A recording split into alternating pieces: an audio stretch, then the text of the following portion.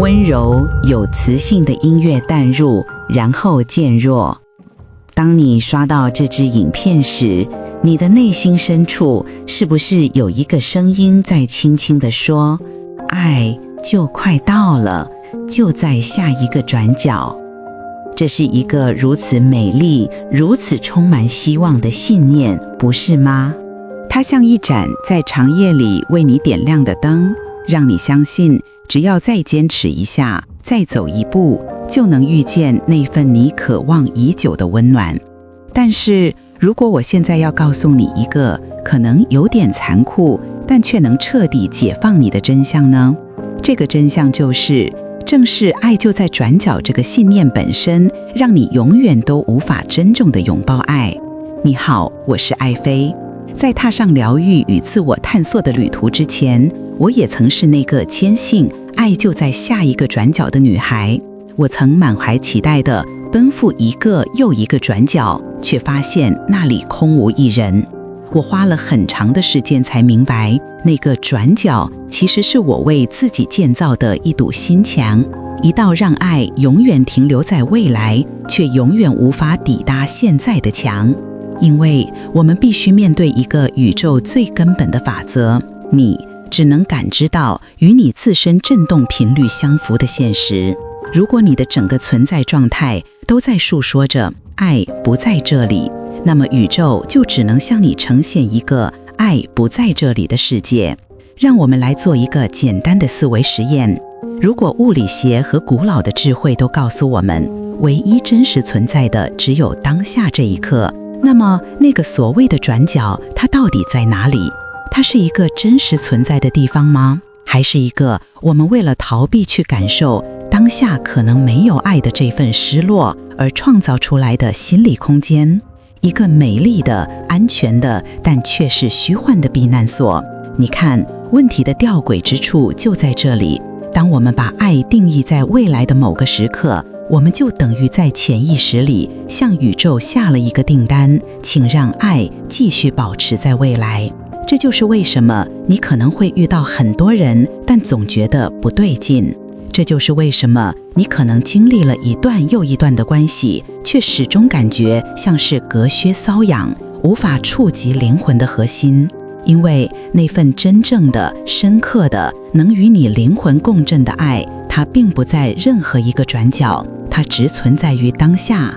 而要感知到它，唯一的钥匙是停止向外寻找，而是开始在你的内在，在你的当下去体现爱，去成为爱。我知道这听起来很抽象，所以请允许我分享一段我自己的故事。在很多年前，我的内心深处有一个根深蒂固的信念，我是不值得被爱的。这个信念来自于我的童年，来自于那些我试图讨好却依然被忽视的时刻。所以长大后，我表面上非常渴望爱，但我的潜意识却极度恐惧真正的亲密。因为真正的亲密意味着要被完全的看见，而被看见就意味着我内心那个不值得被爱的核有被对方发现的风险。所以我发展出了一套极其精密的自我保护机制。我会被那些情感疏离、无法给予承诺的人吸引，因为他们能让爱永远保持在一个安全的距离。我会在这段关系里扮演那个懂事、体贴的角色，付出很多，但从不索取，因为这样我就不必去面对如果我索取了却被拒绝的风险。我的爱永远都在那个美丽的转角，我能看见它，我能感受到它，但我永远不会真正的走过去，把它迎接到我的生命里。因为我害怕，一旦它来到我面前，它会照亮我内心所有的不堪，然后转身离去。直到有一天，我才意识到，我一直在玩一场错误的游戏。我玩的是追求认同的游戏，而不是成为爱的游戏。这两者有什么区别呢？让我为你描绘一个场景。想象一个女人正在和一位有好感的男士约会，如果她在玩追求认同的游戏，她的内心独白会是这样的：天哪，他喜欢我的发型吗？我刚刚那个笑话是不是太傻了？我应该多说一点，还是多听一点？他会不会觉得我很无聊？我该怎么做才能让他更喜欢我？你看，他的所有能量都聚焦在对方身上，像一个雷达，不断扫描、分析，试图破解如何获得认同的密码。他的状态是紧绷的、焦虑的，他失去了自己。现在我们切换到另一个平行宇宙，同一个女人，同一个约会场景，但这次她在玩成为爱的游戏。她的内心独白是这样的：我享受此刻的对话吗？他的价值观和我的灵魂深处有共鸣吗？在他身边，我感觉到自己是放松的、被尊重的吗？我是否能真实地表达我自己，而不用担心被评判？看见这个天壤之别了吗？后者的能量是向内的，是稳固的。他不是在问我如何才能得到爱，他是在问这个情境是否与我内在已有的爱相匹配。他不是一个乞讨者，他是一个鉴赏家。我们大多数人从小的教育就是在玩第一种游戏。我们被教导要考好成绩，父母才会开心；要听话懂事，老师才会喜欢。我们学会了把自己的价值建立在外界的反应之上。于是，我们带着这套追求认同的底层代码进入了亲密关系。这就引出了一个我最喜欢的比喻：情感舞步。想象一下，你的神经系统、你的童年创伤、你所有关于爱的未被疗愈的信念，共同编排了一套独一无二的情感舞步。也许你的舞步叫做讨好者华尔兹，也许叫做焦虑者探戈，又或者是回避者独舞。就拿最常见的讨好者华尔兹来说，他的舞步被拆解开来是这样的：第一步，雷达开启，你像一台超高精度的扫描仪，瞬间侦测到对方的情绪、微表情和潜在需求。第二步，自我静音，你把自己真实的感受、需求和想法立刻调成静音模式，生怕他们发出任何声音打扰到对方。第三步，能量透支，你开始过度付出，像一个永不枯竭的泉源，试图用你的能量去填满对方所有的期待和空缺。第四步，隐形账单，在过度付出的同时，你在内心默默地记下了一又一笔的账，你期望对方有一天能看见你的牺牲，并以同样的方式回报你。但这张账单是隐形的，对方从来都不知道它的存在。当你日复一日地在生命的舞池上跳着这支舞，你觉得你会吸引来怎样的舞伴呢？是一个同样懂得付出、懂得给予的舞伴吗？不，他会觉得你的舞步很奇怪，你们的节奏对不上。你会吸引来的是那些索取者，是那些内心匮乏、需要被照顾、理所当然地接受你一切付出的人。因为只有他们的舞步能完美地与你的讨好者华尔兹契合。你们像两块完美拼接的拼图，共同上演一出你付出他接受的戏码。然后你会感到委屈、浩劫、愤怒，你会问苍天，为什么我总是遇到这样的人？亲爱的，答案不在苍天那里，答案就在你的脚下，在你无意识中重复了千百遍的舞步里。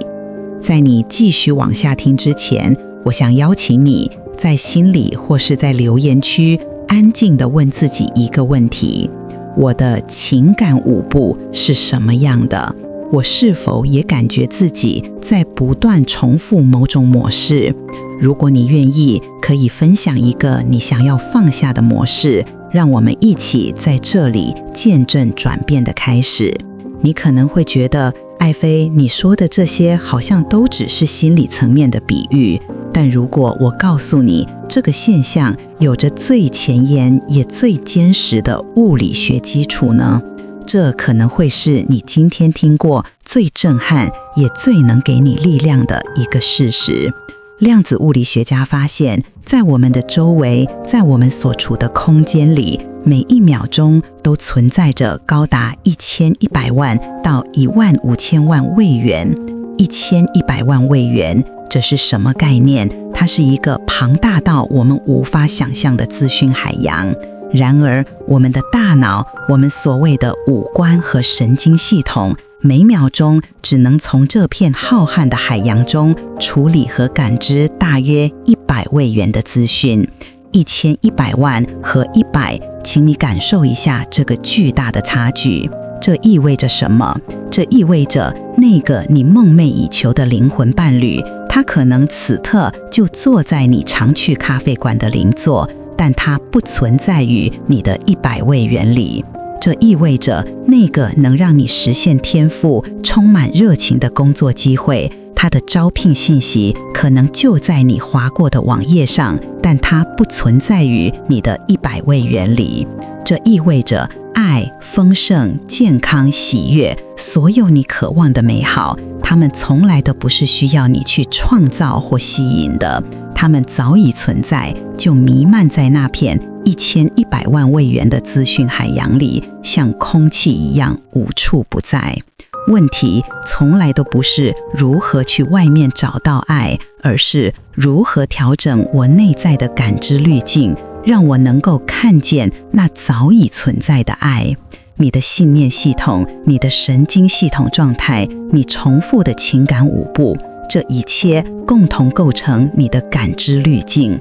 这个滤镜决定了你会从那11000万位元的无限可能性中下载那100位元的数据，来构成你的现实。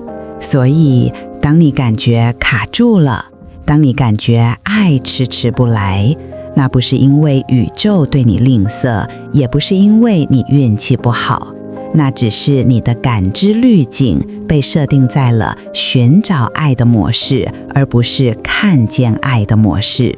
那么终极的解药是什么？如何才能重设这个滤镜？真正的转变是与你为你的感知滤镜负起100% 的责任，为你过去的故事，为你重复的模式，为你失调的神经系统负起全部的责任。就不是自责，这是一种最大的赋权。因为当你意识到滤镜在你手上，你就拿回了改变的一切主动权。而拿回主动权的第一步，也是最反直觉的一步，就是放手，放下控制。这句话你可能听过很多遍，但你真的理解它的力量吗？让我们来看看两种截然不同的女性。第一位，我们叫她控制者卡罗。卡罗非常渴望找到伴侣，于是她把自己的生活变成了一张为了遇见对的人而设定的待办清单。周一，显化伴侣瑜伽课；周二，高频能量水晶疗愈；周三，新月许愿仪式；周四，学习高情商沟通；周五，强迫自己去参加一个根本不感兴趣的聚会。他的手机荧幕永远亮着，焦虑地在交友软体上左右滑动，分析每一个潜在对象的资料。他的表情是紧绷的，他的能量是向外抓取的，像一个随时准备上战场的士兵。他觉得自己非常努力，但他的内心充满了为什么还没来的焦虑和匮乏感。第二位，我们叫他放手者弗罗拉。弗罗拉也单身，但她做了一个决定，把所有用来寻找爱的能量全部收回来，用来成为爱。她把花在交友软体上的时间，用来在洒满阳光的午后，为自己泡一杯香气四溢的茶，专注地感受那份温暖。他把参加那些无聊聚会的时间用在了一个陶艺工作室。当他的双手沾满泥土，塑造出一个不成形的但独一无二的碗时，他发自内心地笑了。他不再问他什么时候出现，他只关心此刻的我是否喜悦。他的能量是舒展的、自主的、向内汇聚的。他整个人像一朵在自己的节奏里安静绽放的花。现在你凭直觉告诉我，哪一位女性更具有致命的吸引力？是那个充满了我要的索取能量的卡罗，还是那个散发着我有的丰盛能量的弗洛拉？答案不言而喻。放手不等于放弃，放手是把那份向外抓取的焦虑的能量转向内在，用来滋养你自己的生命。当你不再为了遇见谁而去做任何事，当你做每一件事都只是为了滋养此刻的自己，你的振动频率，你的那100位元感知滤镜就在发生根本性的改变。你从一个爱的寻找者变成了一个爱的发光体，而这就引出了那最强大也最被误解的终极5步：脆弱。我们都怕自己一旦展现脆弱，就像在牌桌上亮出了底牌，任人宰割。我们觉得脆弱是软弱，会被人拒绝，会受到伤害。但今天我要告诉你，在灵魂的层面，脆弱是你最强大的武器。脆弱不是你的底牌，它是你的入场券，一张通往灵魂深度连结的 VIP 入场券。它是一道最高级的滤网，所有想玩浅层情感游戏的人，所有戴着面具无法给予真心的人，会被这张滤网的精细度和它所要求的真诚度吓得落荒而逃，因为他们的手里空无一物，无法与你的真实交换。而那些真正携带着真诚、深度和勇气的灵魂，那些一直在寻找同类的人，会一眼认出你手中这张脆弱的入场券。他们会像看见灯塔一样，穿过人海向你走来，因为他们知道，这才是真正游戏的开始。当你敢于在一个人面前说“我害怕，我怕你看到真实的我会失望”，你不是在把他推开，你是在给他一个机会，让他来证明他可以承接你的真实。当你敢于在关系初期就表达你真实的需求和边界，你不是在索取，你是在跳一支全新的名为珍重与真诚的双人舞。所以不要再害怕你的脆弱了，你最害怕被看见的部分，恰恰是你最吸引人的部分。它会为你筛选掉所有错的人，并像一块巨大的磁铁，牢牢吸住那个唯一对的人。我知道，听到这里，你可能会觉得这一切听起来很美好，但真的可能吗？几年前，我在我的频道上传过一个引导冥想的音频，它的初衷很简单，就是引导大家在睡前校准自己的内在频率，回到爱的状态。没想到这个音频在接下来的几年里累积了数百万的观看，但真正让我动容的不是那个数字，而是影片下方成千上万条的留言。那些留言像一个个闪着光的奇迹，有无数人分享他们如何在生活中体验到了更多的平静和喜悦。而其中有一条留言我至今记忆犹新。他说：爱妃，我不知道该如何感谢你。我曾经对爱彻底失望，后来我开始每天听这个冥想，连续听了1个月，然后我遇见了我现在的丈夫，我们已经在一起5年了，有了一个可爱的宝宝。我今天特地回来，就是想对你说一声谢谢你。每当我看到这样的留言，我的心都充满了敬畏。想象一下，他们并没有去做任何惊天动地的大事，他们只是在21天或1个月的时间里，每天花上10几分钟去校准自己的内在状态，去改变他们下载的那100位元的内容。他们用行动证明了那个终极的真理：当你的内在改变了，你的外在世界别无选择，只能随之改变。所以，亲爱的，爱从来就不是一个需要你费力去追逐的目标，它一直都是你内在状态的一面镜子，一个倒影。你吸引的从来都不是你想要的，而是你所是的。你人生的下一个篇章，你关系的下一个突破，就藏在你一直以来最想逃避、最害怕去面对的那个事物里。也许是你的脆弱，也许是你的真实表达，也许是放下那个讨好所有人的烂好人模式。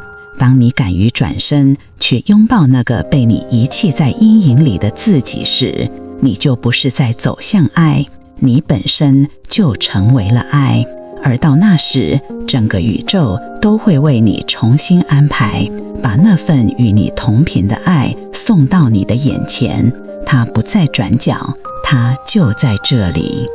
如果你觉得这支影片给了你一丝光亮，请一定要点赞并订阅我的频道，这样我们就不会在信息的洪流中走散了。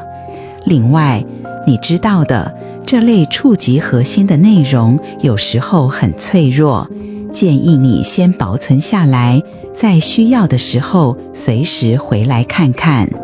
我是爱妃，我们下次见。